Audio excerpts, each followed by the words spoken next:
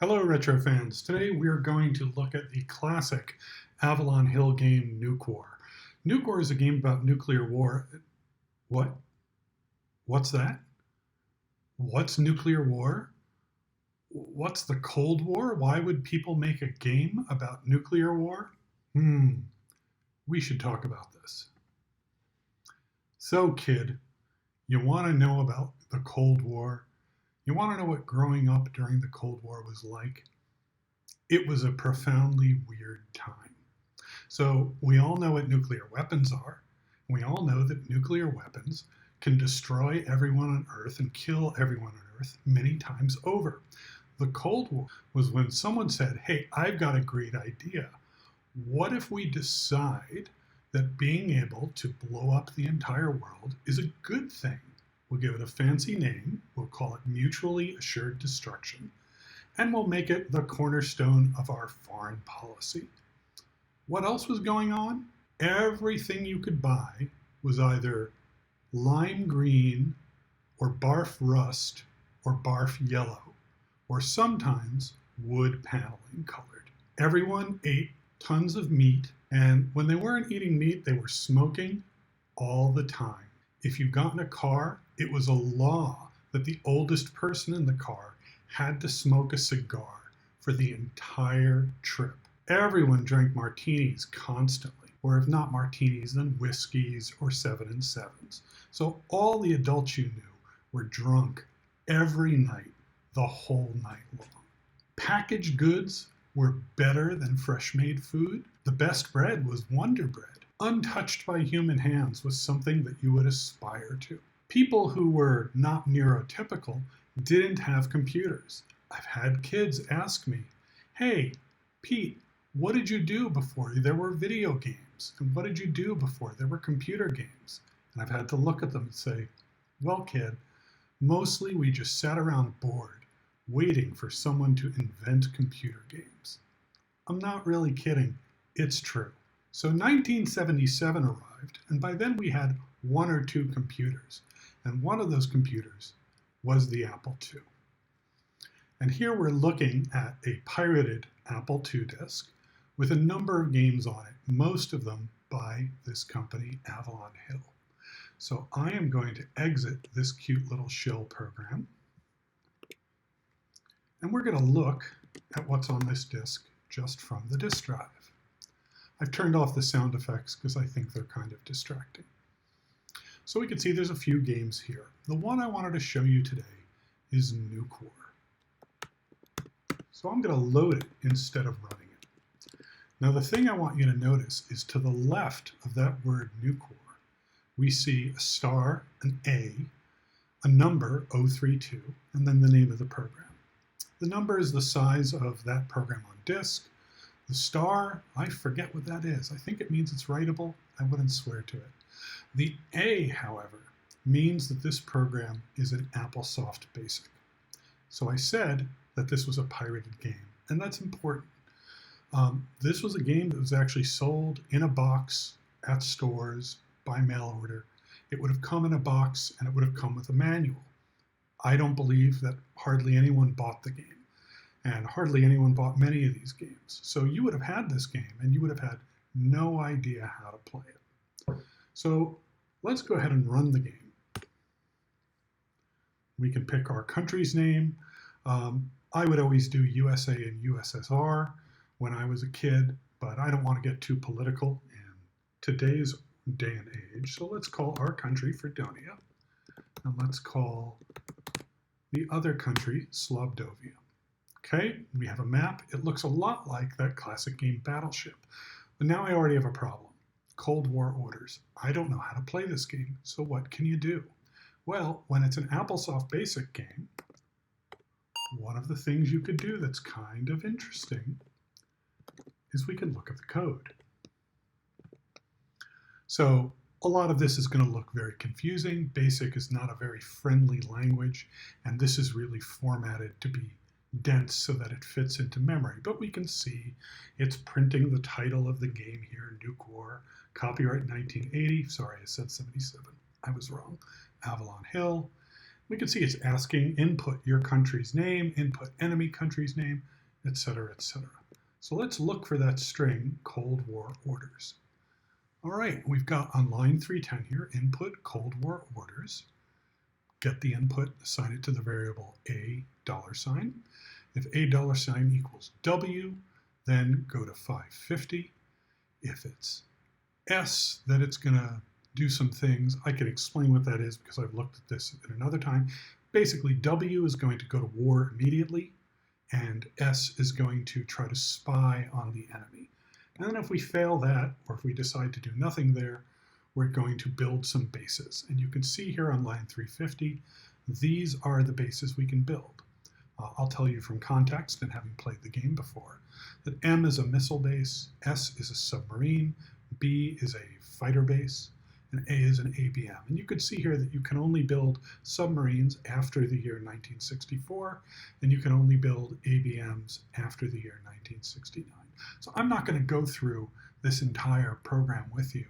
I just wanted to show you to get across the idea that when I first encountered this game, I had no idea how to play. Most of these games did not have in-game help. What I did, what most people did, you looked at the game, you looked at the code, and you figured it out. And this was honestly not a bad way to learn how to code as a beginner, even if it was a bit overwhelming. All right, now that I've shown you that, let's play a quick game of Nukewar. Okay, we're going to enter our country's names, Fredonia and Slobdovia. All right, so C stands for city, M stands for missile base, B stands for fighter base. We don't know where any of the enemy's cities are. This is a problem if we want to murder everyone in those cities. So let's spend our very first turn spying to try to hope that we get a little information about their cities. Now, if you don't spy, you can build 2 bases. Since we are spying, we only get to build 1. It's the year 1956. We can't build submarines, so we'll build a missile base. And let's build it in D5. And if this looks a lot like Battleship, you know, there's a reason why. All right, let's go ahead. You would never actually play a real game this way, but since we got 3 of their cities on the first turn, let's try to start a war. Now, starting a war doesn't always work. Sometimes they disobey you, but let's see what happens. They did not disobey me. We can now put paid to the terrible Slobdovians. So we get asked what base we want to activate. Let's take that missile base we just built, D5, and activate it. Ooh, we got 8 missiles to fire. We only have 4 targets that we know about. The missiles are not perfectly accurate. They can misfire, they can not land at all. If we're lucky, some of them will hit the target. So we'll shoot at A2, A3, A5, B8, and let's just spread the rest out. We don't really have a basis to know where to put those, but we'll just pick some. And you can see we missed every shot. However, our next bases come online, so we get another chance, and we get another shot at another bite at the apple, as they say. We're going to fire at those same cities again, hoping to take out as many perfidious Slobdovians as possible. We'll try to cluster a little more. And again, we missed. The premier of Slobdovia is on the hotline, is asking if I want to negotiate. They haven't even hit us yet. So yes, I want to negotiate. Let's end this game. Negotiations fail. Okay, so we're going to activate base E1. So this is a plane base. So we get to pick out of these 7 planes how many are fighters, and then however many we don't arm as fighters will be bombers. So they should certainly have a plane base also. So I'm not quite sure what the right thing to do here is. I'm only going to arm 1 as a fighter, which could put us in, now let's do 2. And then will give us 5 bombers, which should be able to, the bombers tend to be targeted. So they should take out some of those cities if they get through. They attacked us and we destroyed their bombers. They want to negotiate again. Well, now I don't want to negotiate. I want my bombers to take a shot at them. Our bombers were destroyed. Let's negotiate. Negotiations fail. I guess they might still have some weapons. The tension. You could cut the tension. Uh-oh. We took some hits. I don't think they actually got a city, though. Sure, let's negotiate. Negotiations failed again. So once all weapons are exhausted, the game will end, regardless of whether we're going to negotiate or not. Oh, we're going to lose this nuclear war because now they have bombers over our territory. All the weapons are expended. We will have probably lost many more citizens than they did. Minor victory for Slavdovia. So they have almost twice our population because they managed to take out a bunch of our cities and we didn't manage to take out any of theirs. So the thing I want to point out here that's kind of weird is what a strange way to think about the world. What a weird way to like normalize this in a game. And to be clear, I don't think the people at Avalon-Hill were monsters. Games like this were all over. We play Fallout today, which kind of takes an ironic look at that era. But I promise you that things like this were not ironic. This was, well, we might have to go to war, and this is something we spend a lot of our time thinking about. So let's make it into a game.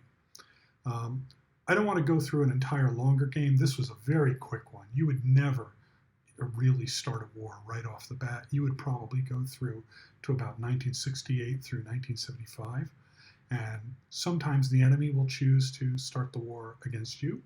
Sometimes you will start a war. And if you've built up a big arsenal, it's entirely possible for most of the map to be covered in those asterisks that indicate nuclear explosions. Other features that the game has is nuclear accidents.